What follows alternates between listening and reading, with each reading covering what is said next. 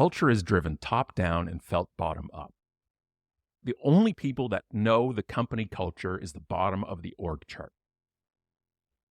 And it's like Office Space, right? It's just this delusion sometimes. And I don't mean CEOs and leaders and stuff need to know and be at every location on the front line. That's not your job. My problem is when you assume you do know, or when you assume you're better, because you're not.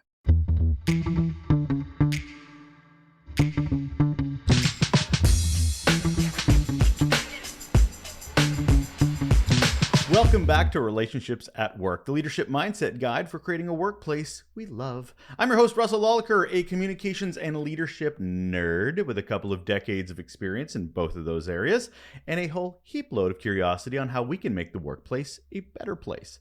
If you're a leader trying to understand and improve your impact on work culture and the employee experience, well, you have found yourself in the right place. This week, I'm away. I'm traveling a lot these days. I was in LA for Podcast Movement not so long ago, and this week I'm there to talk to some interesting people. Specifically, I'm at Work Human Live in Austin. Never been not only to a Work Human event, but also to Austin, Texas before. I'm kind of excited. I was invited to attend and talk to some of their fantastic speakers, which actually includes some amazing guests that we've had on this show, Hamza Khan and Jeff Harry. Yeah, both of them will be at the event.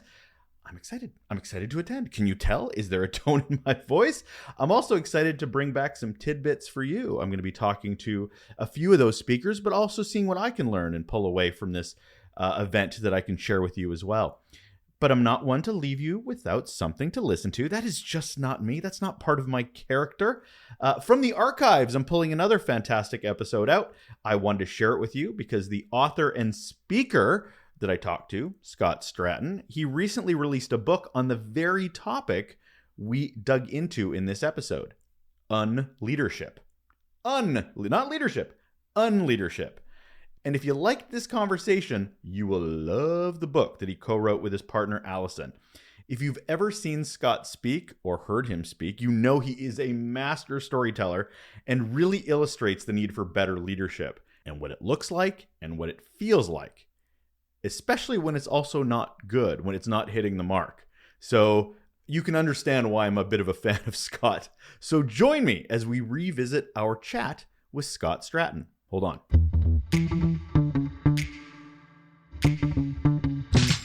Over there in the chair, it's Scott Stratten. Well, virtually anyway. And here is why he is awesome. He's a very successful and in-demand keynote speaker. He's the co-creator and president of Unmarketing for 2 decades. Happy milestone, by the way, this year. Thank you. He's just trying to build a better business world based on integrity, community, and authenticity. I'm putting that right in there like it's an easy goal. He's a 6-time best-selling co-author of books focusing on ways we need to stop doing what's been done before. And he's the co-host of Unpodcast, the business podcast for the Fed Up, with his partner and co-conspirator. Of course, I got to put a damn word in the script that I can't even pronounce, of all things, Allison, and his co-conspirator of all things with Allison, and he's the business podcast of the Fed Up. I'm going to stop talking and get over to Scott. Hello, Mr. Stratten. What's up? I think we're covering almost the entire country of Canada right now. I think from our reach here, we're almost. I should go farther East Coast, and then we're just like hands across Canada. It's perfect. I love that it started Kumbaya. I appreciate that. Right? Yeah, I think we could. I think we're gonna have problems in certain sections. It's like the Rockies are gonna be really hard to hold hands over and stuff, and then. It's going to be in Northern Ontario is a big, anyways, we'll figure it out. But tears are not enough. As long as we know tears are not enough. That's what we need to know as the Canadian We Are the World. Tears are not enough. And there's so many Americans listening going, I have no idea what that means. It's just the Canadian version of We Are the World. And if you're our age, you certainly... Bob Geldof started, a big trend of obviously with Live Aid and everything. It's just like I showed the kids that a few weeks ago, actually, some of like We Are the World, Ain't Gonna Play Sun City, Tears Are Not Enough, some Farm Aid stuff. And he's just like, I'm like, this was the 80s, man. We just, when we protested, we threw concerts. That was just like, that was the 80s. We had star-studded music videos. And they went over so much better than like the Imagine one that Gal and all those people did at the start of the pandemic. It was, it was different. It was different. it was a hands across the webcams. Is not Yeah, hands- exactly the same feel. Not exactly the same feel. Doesn't have the same connection to it, does it? No. Scott, I have to start off with the question I ask all guests, which is, what's your best or worst employee experience, sir? You know, it's funny because like some of my best stories and the ones I tell on stage are from the time like when I was a teenager. And one of the dangers you get with that, people are like, well, it's not relevant though. It's not, but it's literally definitive for the workplace for me. And it's actually one of the things I do talk about on stage. And I'll give you an abridged version with less, Scott theatrics than I do in full jazz hands on stage. But we all have those jobs. I'm sorry, we don't all, but most of us have those jobs that stand out for us. So it could be your first job, it could be the place where you met somebody or a significant other or a boss was really good or really bad.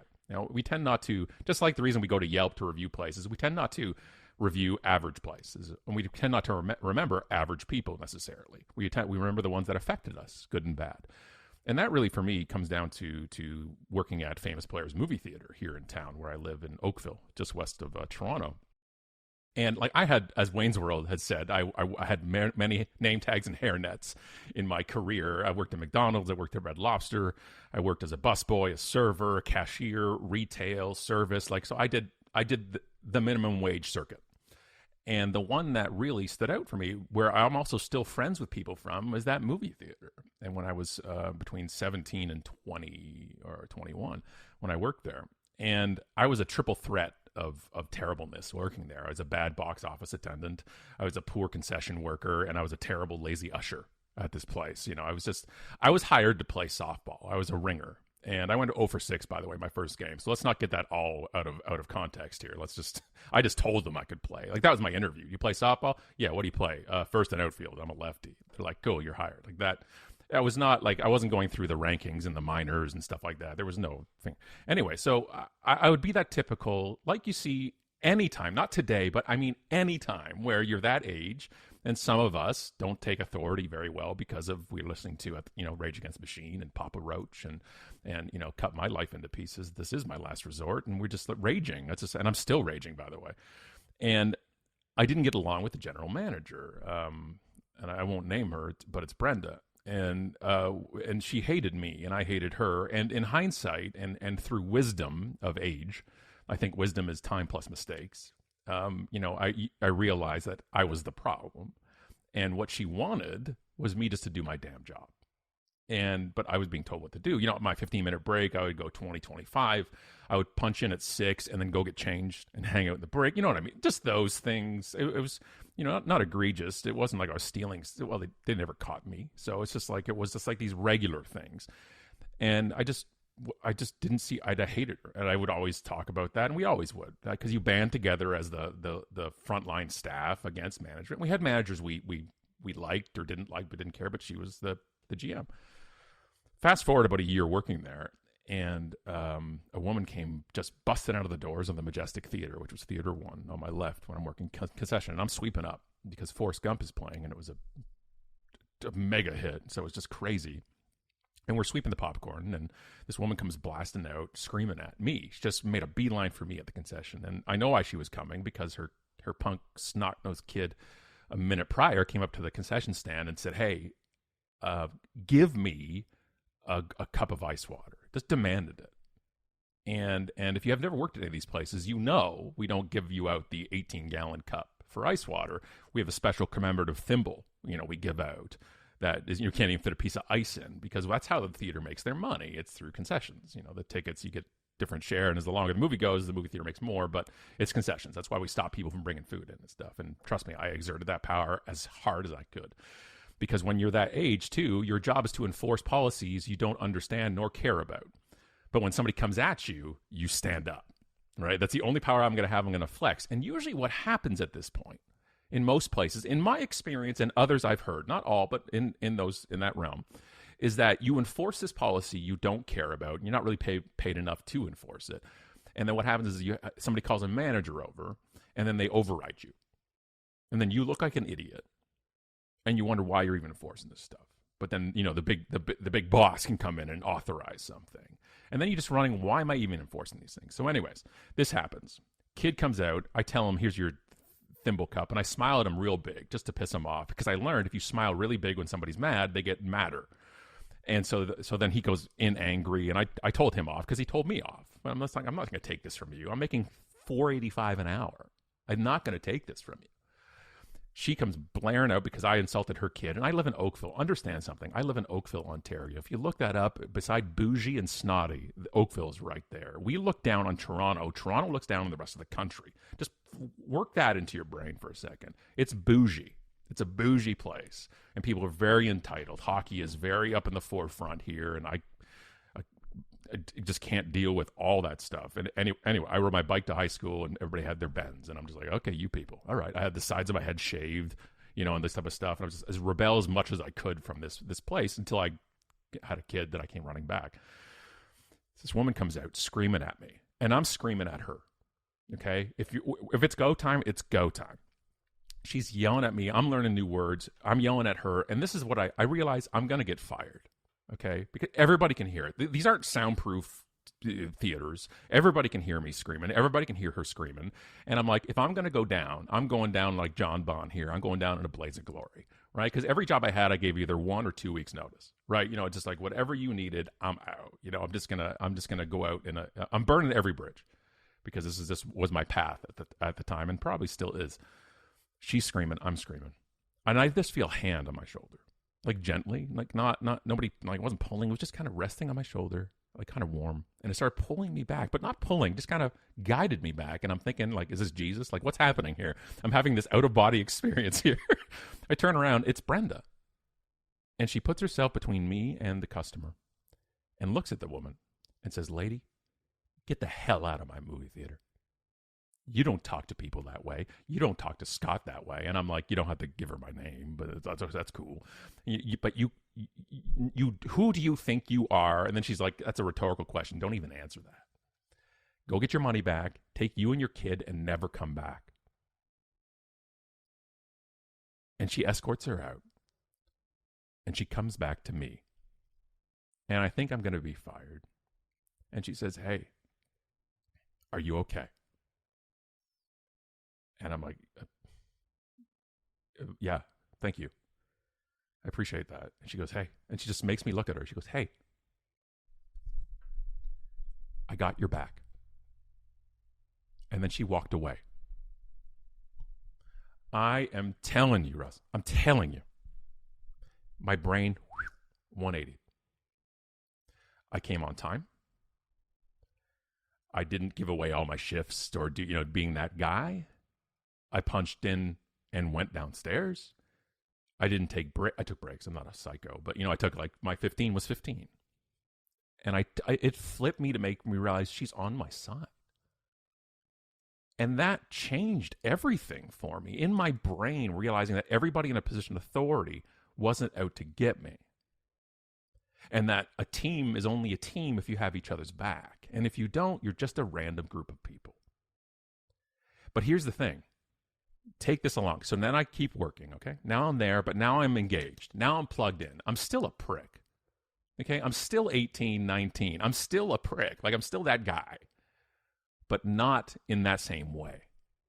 I take on more responsibility, okay? I'm starting to do things. Then we start coming in on our off time because we have a lot of people who are also creative. We have Sheridan College here, which is a huge kind of art program here. We have where I went for business. And we have all artistic stuff. And we went to one of the managers. Now we have a different relationships. And I'm like, hey, could we do a promo for like an upcoming movie or something? And they're like, yeah, as long as it's on your own time. Like, we don't have the payroll to you have 5 people come in for 25 hours and paint. We have big bay windows and we could paint them. We had a Michaels right beside us. We wouldn't get paint. And then sometimes they would send us stencils from the movie itself. Like The Nightmare Before Christmas, we did a whole painting of all Jack and all the guys on the windows. Coneheads came out. I rocked a frickin' Conehead for it. Like, I'm talking, we were in. And then Maverick came out. Okay, right? Jodie Foster, Mel Gibson, James, one other, can't remember who. Thank you. And so we're like, oh, awesome, because we're also all degenerates. So we're like, yeah, poker. So we painted like, but this was on our own. So the studio didn't even send a kit. So like Coneheads and all, they sent kits if theaters wanted to go into it. Here's some stuff you could do. They didn't send anything, but we're like, hey, we should do something big for this. We painted the bay windows, aces, all the aces and stuff like that. We set up a charity, but like just like blackjack, but old school. We got a spin wheel from the party rentals place. We traded it for some movie passes. So we did it with no cost. And one of the managers said, we'll cover the cost of the paint for you. We're like, thank you so much. Awesome. We brought in Laser Quest to do the quickest draw in Oakville in the lobby. And we're doing we're doing that. We did a huge, and we all dressed up in the old time clothes. We had the dresses and everything. We found a party rental place. Like, we went all out for this. And it was amazing. We almost got sued by the actual quickest draw in Oakville. Didn't know that existed. Guy had the record and he came. He's like, that's my title. And we're like, dude, it's Laser Quest and children. Relax. And so we're going through all this. We put everything into it. We had the best numbers for that movie over opening weekend as well. And the following week, just because of the buzz we made. We made it into the paper, we made it on the radio. Like, we did all these things, and we were so happy. We were so excited. Like, you don't get that a lot at work when you're that age, a lot, because you're working service. Like, working with the public sucks, just because people suck. Not everybody, but it's always the 1 in 10 that suck that ruin the day for you. We do all this. We are extremely proud of it. Our managers are proud of us. They're like, hey, we're going to put this together in a whole project, a whole book. And it was bound, and we had photos and the clippings, and we're going to send it to corporate to show them what you all did. They didn't take the credit for it, which is common. They said in it, right, our employees took their own initiative on their own time and their own money to do this. And when they sent it off, and we're just like, cool, they might send, maybe we'll get a pizza party or something. I don't care. I'm telling you, 6 months after we sent it, we got a package from them. And we opened it up. We're like, well, it took them a long time. That's okay. And the head office was like literally the town over. It wasn't like we're sending it to another continent. And we opened the package, and it was our original submitted report with a check mark on the cover. That's it. And we all looked at each other because we gathered around to open it and said, fuck these guys. And it killed all of it. And we never did a promo again. Now, I know it was because I was 18. And I know I'm 47 now. But do you notice when I tell that story, it's vivid to me? I've never let it go. I'm not like hunting them down on LinkedIn saying, why did you ever... I just don't forget it. And that's it's the erosion of leadership is my biggest concern. It's the F you got mine version of leadership. That one thing leaders have to understand, they don't have to. But if you want to understand what's going on right now, you have to understand that leaders have no idea about what the company culture is. Culture is driven top down and felt bottom up. And if you are the only people that know the company culture is the bottom of the org chart. And it's like office space, right? It's just this delusion sometimes. And I don't mean CEOs and leaders and stuff need to know and be at every location on the front line. That's not your job. My problem is when you assume you do know, or when you assume you're better, because you're not. It's a job. These are humans. And we don't forget these things. You remember the people that both helped you and hurt you. I never forgot the VP at Goodwill, my first job out of college in HR, the VP of marketing, who would refuse to even acknowledge somebody who was lower than her in the hallway. And I made it a game. I would force her to say hi to me. She took extra effort. I remember my boss at Goodwill, Gina, who I adore, still to this day. Why? Because she told it to me straight. And she supported me. When I got furious because of my righteousness, which still hasn't gone away, when I would get furious at why would we allow this person who did this to get this, and she says, look, this is the business side of it. If this happens, then this happens, and this happens. I'm like, damn it, you're right, but I don't like it. But she explained it to me. And she's like, would you go to the president of a nonprofit and explain why you did this instead? And I'm like, that's a fair point. Right? And then she went on mat leave. And the person who took her place was a prick. And when I would go home, and I remember this day, the day I decided to leave, my stepson, who was 3 at the time, had strep throat. And I went and I just got him. I didn't ask for permission because I'm an adult. And I had my meetings all taken care of and everything was fine. Because I'm an adult, I picked up my son. And the next day, he sat me down and said, hey, you just can't come and go as you please. And I said, yes, I can. Because I'm an adult. And I'm making sure my job is taken care of. I'm in a salaried position right now. I don't remember punching in. And I said, are you saying I can't go if my kid needs me? And he says, I am. And I said, great. And a month later, I was at a new company. You can flex all you want. But understand that people aren't taking it. It's a hard pass for people these days. Hard pass. Toxic employees are 10 times more the reason. This just came out of MIT. I'm not speaking out of my ass here. But also, this is, but look how bent out of the shade I'm getting today. Thank you for that. But you look, this is not new. None of this stuff is new. Well, this is the great resignation. People have felt this the whole time. We've just had enough now. 20 years ago was the same thing. 10 times more than pay is a toxic employee the reason somebody leaves. And pay is a huge issue. So take the pay issue, which is huge, and stop frickin' ignoring it. And stop telling me not to mention it at talks, because I will. Because that's my job, is to tell you the actual reasons why people are leaving. Pay is huge, and toxic people are 10 times that. But here's the rub. Nobody thinks they're toxic. So that's my job, is to make sure they can figure out who is. Man, it got me on a rant there, sir. That was a rant. Ooh. Ooh. I felt it. I felt the rant. I mean, that's the thing, is people don't understand how trauma works. And I've mentioned this on podcasts before, is when I asked that question about best or worst, most of the stories are decades old. Mm-hmm. These people are carrying this with them. So leadership, I'll put air quotes in that one, don't seem to realize the impacts of their action or inaction, which you made a beautiful display of right there. So before we get into the unleadership of it, I do want to actually dial back a bit and just understand the un of it. Because when you started, as we said, 2 decades ago, you kind of alluded to it there, is that everything has changed and nothing is different. Correct. And yet we still go through a whole bunch of change, and yet. Because we're still dealing with people. And the problem is, when people get a certain amount of power, it's very hard to get them to let it go. But the thing is, it's perceived power.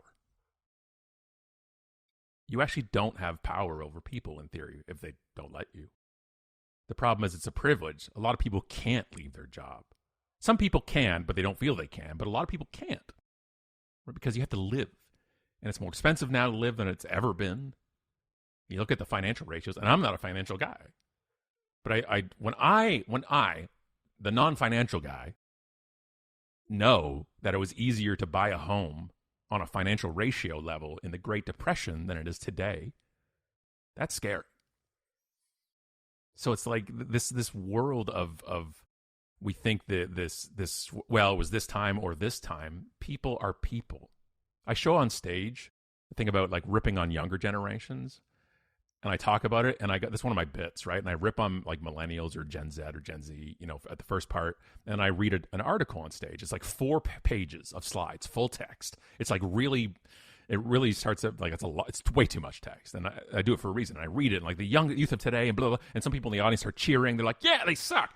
And then I flip it, and I'm like, this is from Newsweek, October 31st, 1993, which was ripping on Gen X. And then I show another quote, times children don't expect adults respect adults these days, and everybody's writing a book. And that's a quote. And I asked them to guess in the audience when this from. They're like 1970, and they're like 1980. It was 50 BC. And it was Cicero who said it. We got to stop looking like assholes. We have to. It's not young people's fault of anything, nor is it an older person's fault. Because I'm not against older generations ripping on younger generations. I'm against people ripping on this age. That I think because it's also harder to be older as well. Like if you think it's hard to get a job at 25, try getting a job at 55. And you realize that, wait a second, if it's hard then, it's hard then. It's just hard. Things are tough. And then we have to acknowledge these things. I posted this on LinkedIn last night. Just one line. I just posted one line. I said, please stop saying we're post-pandemic. That's all I wrote. Especially if you're a leader. Because one, we're not. And two, you just shit on people in your company or customers that are extremely vulnerable, especially now. I know people. I'm not. This is not a thing about the pandemic. We're not getting into this type of stuff. What I'm saying is, there are people in your organizations or your customer base that, when you say these things, that now that we're after the pandemic, and now that we're this, who are vulnerable, who are extremely who have long COVID, who have COVID currently, who've lost people to it, not just the whole time, but even recently. It's out of touch. It's out of touch for leaders to say, you can't discuss your pay. Let's go back to the point. Are they adults? Good. And if they're not adults, you need to be treating them a little bit more with care instead of the other way around. If you hire people in their formative years, in their late teens, you are like Brenda. You are the one who's going to show them good or bad. And when you say nobody wants to work for you, I beg to differ. You say that people don't want to work. They don't want to work for you. That's the difference. It's insane that some of the stuff that people are saying and doing now. I've talked to people. I sat down with the CEO last week and about return to work. And I'm like, what are you talking about? He's like, well, we just feel that it's a better culture and fit. And I'm like, okay, that's what you think. Yeah. And you're the CEO. You understand it's different walking around the office as a CEO than it is as somebody else? Well, I like the hallway conversations. You're goddamn right you do. You're the CEO. You think the accounts payable person just loves your 14th story you've told? The same one? And the same joke?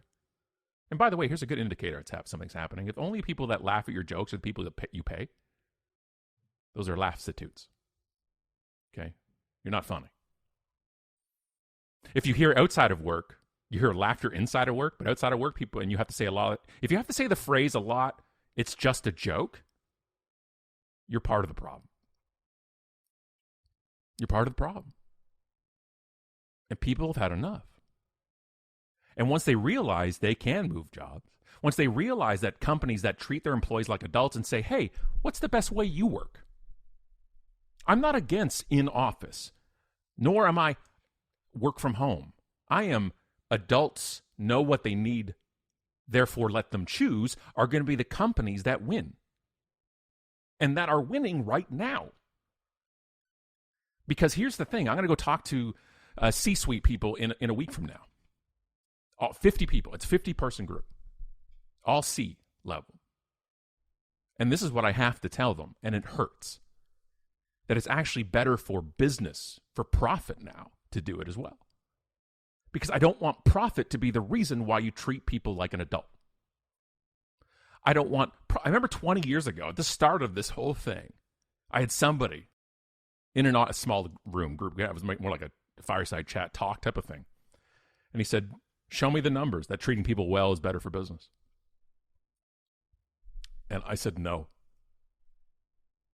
One, I didn't have them on me. And two, go fuck yourself.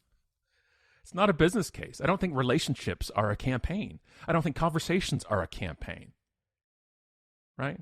You know why we're talking today? Because I think you're awesome. And we've had a relationship for a long time.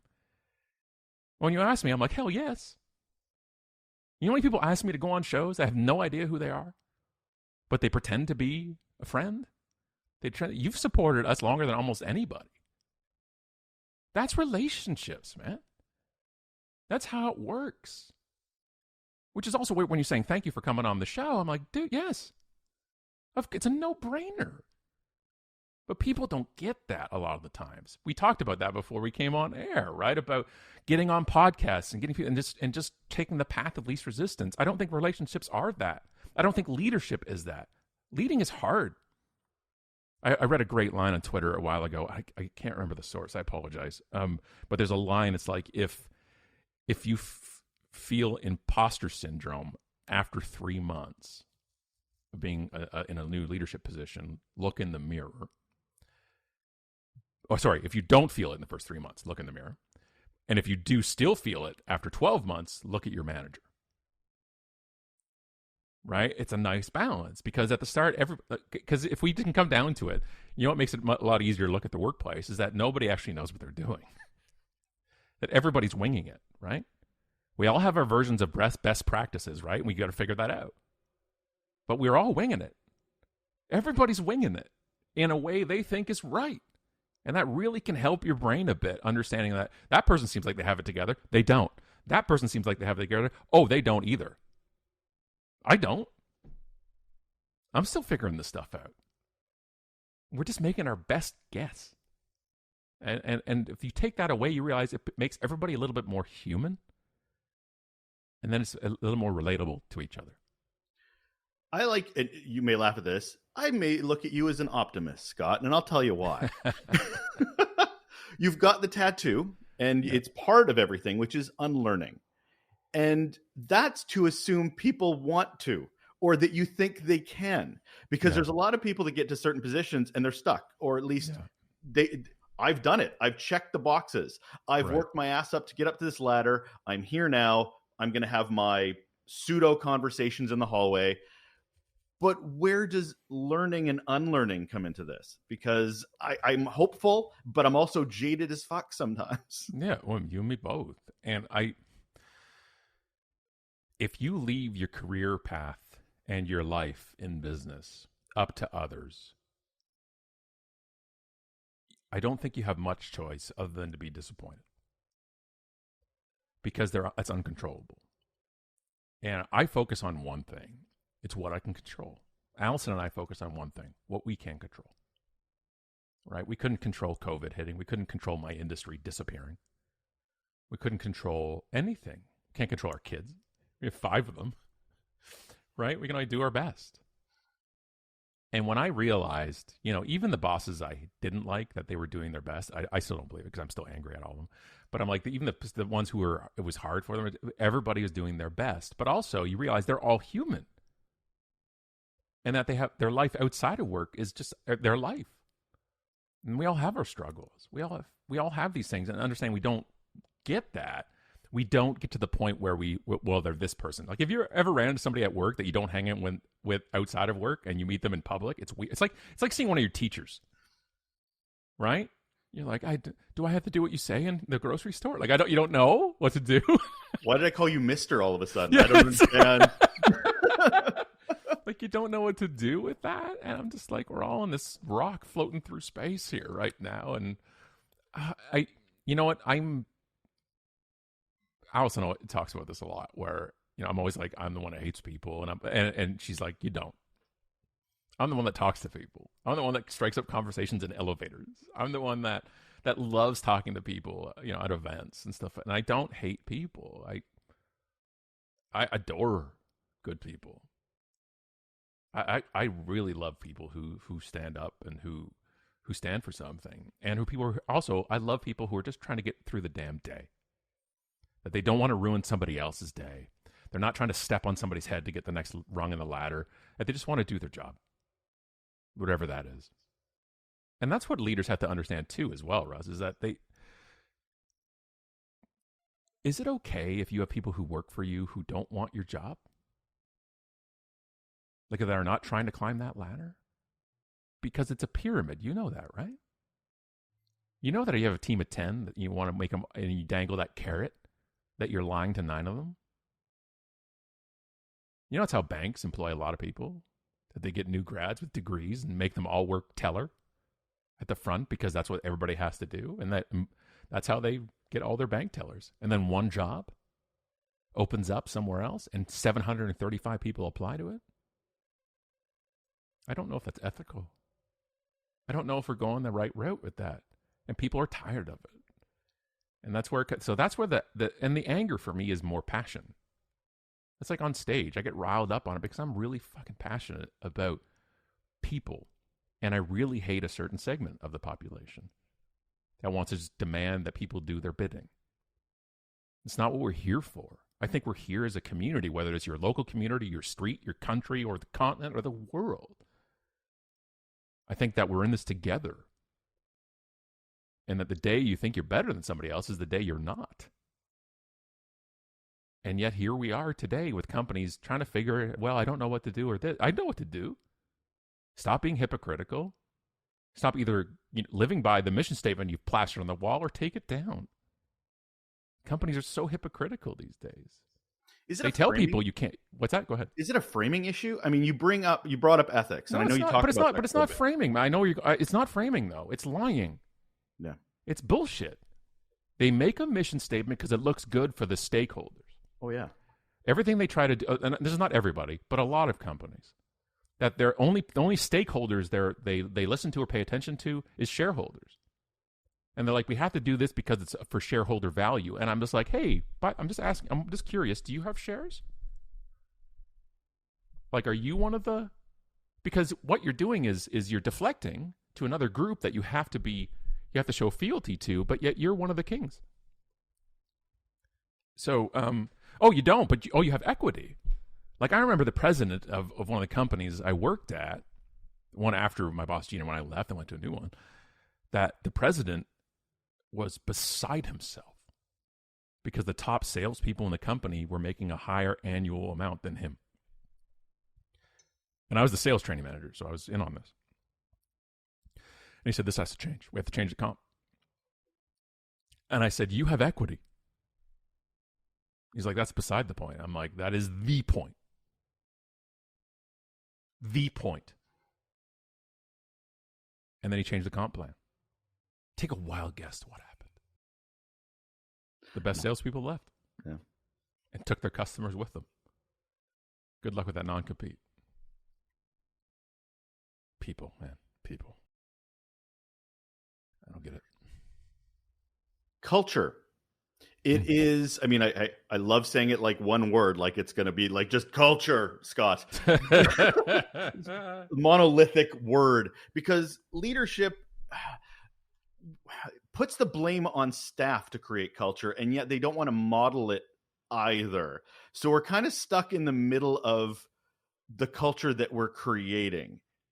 How do we move the needle on creating a different culture if leadership doesn't seem to want to raise the banner and run to a model that actually people want to work under? Oh, you don't. You quit. You can't. You can't change the culture of the company if the top isn't doing it. You can have a team culture that gets squashed every few weeks from somebody above you, and then you got to start building that up again. Culture isn't a thing. Culture's a feeling. It's the bottom of the org chart. How do they feel working at that company? End of sentence. And if your team lead, the boss, or anybody else doesn't want to do that, there are a lot of companies who do. And the problem is what happens is sometimes jobs become almost a level of an abusive relationship. Because it's abusive. Then you think you're worthless. You think you can't get a job somewhere else. And you think that, well, it'll get better. It won't if the person is in charge of you. And if you want to change it, and since people can't figure out, and I don't think people are toxic in general, I think there's toxic things and traits. I think everybody's on a scale, right? Bad on one end, good on the other. We fit somewhere on that. But if you want to be a more self-aware person in leadership, then use 3 words. Stop, start, continue. I didn't come up with these 3 words. I learned it 25, 30 years ago. I think it was like a Dear Abby column. I swear. It was one of the best, like an Ann Landers or Dear Abby or something like that. Best thing I ever read. Ask your team. And you can do this for customers too, by the way, or clients. What should I stop doing? What should I start doing? What should I continue doing to ensure that we have the best team, best client relationship, best whatever? And you can take it away a bit, too, if you don't want to make it directly at you, because it's hard to hear that crap. I still hate getting feedback on my stuff. I get it. To say, if you ran the team for 30 days, what would you stop doing, start doing, and continue doing? Or the company, you know what I mean? So you get all of this type of stuff. When I used to do consulting, we did this for a client, a private school in Toronto. And we did it with the parents, so the people who were paying the tuition, and because they were getting a lot of churn. The thing is, there's signs. There's always signs from customers, from employees, from that stuff. There's signs that come. There's indicators along the way. We have to be listening and observing. And we put it out to the parents. And in 24 hours, I shit you not, we had a 96% response rate. The greatest response rate I've ever seen in a survey in my life. Now, mind you, these are very vested people. It's their children. Private school. And they gave up the issues. And a lot of them were just seemingly mundane little issues. But it meant a lot. One of the things was like when you put out the menus for the week, for the cafeteria, it's not always, you don't always stick to it. Little thing. And there's some big things. And we sat around, we addressed it and assigned it. We put it out on a Survey Monkey type of thing. We put it out there and we left it optional. They could say their name if they wanted a direct response for something. We signed everything. They took their churn to almost zero. Not because of me, but because they listened. I just came in with a thought. And I brought the binders in and overcharged them for it. It was just it was the point. And then fast forward, I was brought into a place up by Pearson, up in Toronto, by the airport. And I was brought in for the employees. And they're like, I was a referral from somebody at Quaker State. And they're like, hey, come on in. It was an automotive thing. And I came in as a warehouse, like distributor type of thing. And I said, what do you want help with? What can I help you with? They're like, well, we don't have any problems, actually. Which is the first sign I know they have problems. They literally said that out loud to me. We don't have issues. We just want you to take our employees from here to here. I'm like, okay, cool. And I booked like 5-6 lunch and learns. This is like, again, 25 years ago. And they weren't having anything I was saying. They weren't even budging. And I know when I'm bombing. I promise you. I've been on stage many a times. I've done like 530 keynotes. Not including in that was also the keynotes before the keynote era. I've spoken at a food court at a mall. Got heckled by somebody that worked at New York Fries. It was amazing. So I've done a lot of, I know when the audience is going with it. And I stopped what I was doing. I just said, hey, what's wrong? And a woman put up her hand. She says, all what you're saying today, Scott, is fine and good. But when you're done today, you get to leave here. And I'm like, oh, snap. So I said, we're going to stop doing this. Take out the paper in your binder, and I want you to write stop on one paper, start on the other one, and continue on the other one. And what would you do differently in this company if you ran it? They wrote like you'd never seen somebody write before. And then one guy froze. He's like, oh my God. Is our names going to be on this? And I said, no, I'm going to take all of it and put it into one big report. And he's like, do you have more paper? And he kept writing, kept writing, kept writing. And it was just a train wreck. Because one of the secrets is stop and start. They can hurt, but they give you great information. Continues the nice, warm, and fuzzy, like what you're doing right. I did it with all 5 groups. And they only had one continue out of everybody. One. And one person said, I liked the hot dog at the barbecue last year. Hot dog singular, by the way. And then I brought it back to the same executives who looked shockingly like me. And I sat down, and they're all like, so Scott, we hired you to help elevate our workers, and apparently we've heard you just did surveys. And I'm like, well, yeah, because you sent me in under false pretenses. It's not that you don't have any problems. It's all you have. And they started looking through the binders, and they were furious. Furious. Not with the results, but with me. And one guy who was the guy who was really getting ripped in this stuff, every page turn was more violent. Like, I wish I was making this stuff up. It's still vivid to me. Angry. The final page, he tore out. And he goes, I think one of two things happened here, Scott. They're either lying or you told them to write these things. And I'm like, or, Steve, there's a third. There's a dark horse here. maybe, hear me out. Hear me out. Just give me a second. Maybe this is how they feel. And the CEO looks at me and goes, "We're done here." And I left out. And that's the end of the story, by the way. There's no redemption arc to the story. There's no redemption arc whatsoever, except when I was leaving, the really angry VP said if they didn't like it, they would quit. And I'm like, you bet. God damn it. Yeah, but here's the thing. I don't need to be back at that place to know it's still like that. Sadly. You started in HR. Yeah, I did. That is your origin story, is actually HR. This is the stuff I know best. How's that role changed, or has it? Because I mean, I feel like, and I have all the love and the sympathy for HR people because they keep getting asked to do more and more and more and more and have different results, and yet their divisions don't get bigger or they don't get the investments. So what has HR's role changed in your, or how do they help with the unleadershipping? So two parts. One, I haven't been in HR in a very long time, so I don't want to speak for them. But HR is actually my passion. I went to college for it. I was in it. I taught it for 7 years. Employment law, hiring, communications, HR 1, HR 2.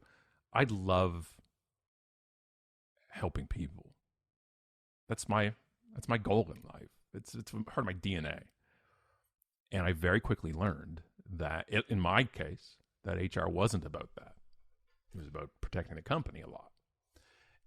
But you still help people until you get squashed by it.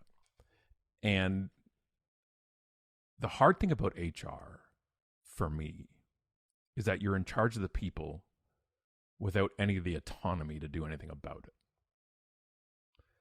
That a lot of the times, and again, this might have changed a bit, but I doubt it, that HR doesn't get a seat at the table. This was a problem in the 90s when we changed over from the 80s in personnel to HR.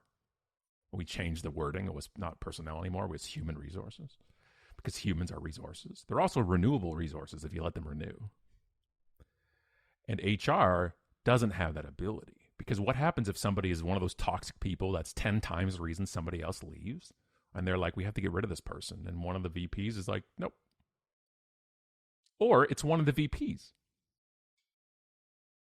HR has to report into the CEO, to me. Has to. Which means the CEO is head of HR. Because no CEO is going to say, you can run free without reporting to me. But that would be the best. With good HR people, because there's people in HR who hate people, and I don't know if you hate them because you got into it or you hate them after you've been in it for a while. But I think there's a lot of good people in HR that really want to do good things, and they're handcuffed. They're handcuffed on so many levels, and they're still viewed as overhead. They're viewed as administrative. HR is as administrative as a lot of other departments. You know, like finance is administrative. It's all forms, but we don't look at them as that. We look at them as a analytic and a business driver and things like that. What drives your business more than the frickin' people? The people. And we wanted to change it when I was at it was Goodwill Toronto where I was, and we went and said, okay, if I'm in charge of like the stores, so me and the HR counterpart, we split. Southern Ontario Goodwill was like Yonge Street, which is the longest street, one of the longest in the world, I think. And Yonge Street East was my stores, and Yonge Street West was my partner's there, Mike's stores. And we did a whole caravan. We started going out to stores and get outreach to the managers and stuff and getting to know. That's what I wanted to do. That's what my boss wanted to do, Gina as well. That's why I loved her. And then somebody higher up is like, okay, stop doing that. No more. We're not going to pay for the gas or whatever. You're like, what? What? HR are the ones that can change the people. Your job in HR is to attract and retain awesome people. End of paragraph. But it's not. It's to attract and retain the people you can afford in the timeline you've got, trying to shuck and jive and defend between the people you already have. I had somebody in marketing come up once and said, hey, I need you to hire me a new assistant. Make sure they're blonde. What the hell? Yeah. Uh, So I hired the blonde person. It was just of a different gender. I want to wrap it up with the lens of unleadership. Yeah. In a positive way. You do an amazing. The reason, one of the biggest reasons I love you is you're so good at creating the mirror that people need to look back into because their self-awareness and self-reflection is a little weak. So it's hard though. It's hard. It is a hard thing. Possible. Yeah. Yeah. And a lot of people, because they don't want to look, they want to put their head down and barrel through the day. So Scott, through the lens of unleadership, if there's one simple action, and I love and hate this question because I think it's a mindset thing, not a tactic thing, but everybody likes, ooh, what's my takeaway? So with the unleadership lens, what's one simple thing you think people can do right now to improve their relationships at work? Ask to listen, not ask to talk. And what I mean by that is when you ask somebody a question as a leader, don't do the human trait, which is I'm going to wait for your answer and then I'm going to tell you what I think. Ask something to hear it. To be curious about your people. Curiosity can change everything. Meaning, get to know them more. Doesn't be personally. They're what they need. I think a leader's job is to support down and block up with the shield, right? What do you need? I'll go get it for you. And you push your way through. Honestly, I do. That's a leader to me. That's a leader I would follow. And you're not a leader if nobody wants to follow you. You're just a manager. That there is Scott Stratten. He's a successful, crazy in demand keynote speaker. He's got 6 books, co-authoring here and there. And I am always thrilled to talk to the man. Thank you very much for your time, Scott. My absolute pleasure. Thanks for asking. That's it. That's all. We are done. Another episode of Relationships at Work, the Leadership Mindset Guide for creating a workplace we love. I'm Russel Lolliker. Once again, thrilled to have you join me. Thank you so much for being here. If you're a fan of the show, I'm going to ask that thing I ask. I know I feel bad asking, but I also know it really helps the show. And I know you're an amazing group of people that have been unbelievably supportive. So I'm feeling bold even asking. But if you're on the Apple app or Spotify app and you scroll down to the ratings and review section, I think on YouTube podcasts, there's a bit of that as well. Please leave a rating and review. A positive one would be splendid. Hopefully this has been of value to you and you found it of interest. So yeah, if you could provide some of that feedback, couldn't tell you how much it helps the show grow. Thank you so much. You take care of yourself.